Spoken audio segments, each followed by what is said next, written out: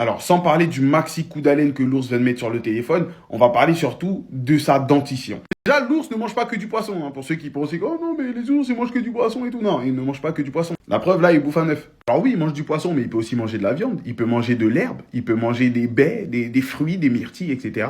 Même des insectes, il peut les bouffer. Il est omnivore. Et comment tu sais qu'il est omnivore? Juste en regardant sa dentition. C'est parce qu'il a énormément de molaires et de prémolaires. Il en a jusqu'à 26. Alors, c'est les dents du fond, ok? Les dents plates qui sont au fond vont lui servir non seulement à mâcher de la viande, mais aussi à écraser des noix ou à broyer des plantes, etc. Vu son régime alimentaire, il a besoin de beaucoup de molaires et de prémolaires, donc il en a 26, contrairement au lion. Le lion, lui, bon, alors il a les 4 canines, hein, comme d'habitude, il a aussi des incisives, comme l'ours, sauf que le lion, lui, il va avoir que 14 molaires et prémolaires. Ok, en tout, il en a que 14. Parce qu'il n'en a pas une grande utilité, il ne mâche que la viande, et même ses molaires et prémolaires ne sont pas aussi plates que celles de l'ours. Comme on peut le voir, elles sont quand même assez pointues. Ça sert à déchiqueter vraiment la viande. Il ne bouffe que ça. Alors que l'ours, lui, il a les mêmes molaires et prémolaires que nous. Elles sont aussi plates que les nôtres. Et ça, c'est très intéressant. Juste avec la dentition, tu peux savoir quel est le régime alimentaire d'un animal.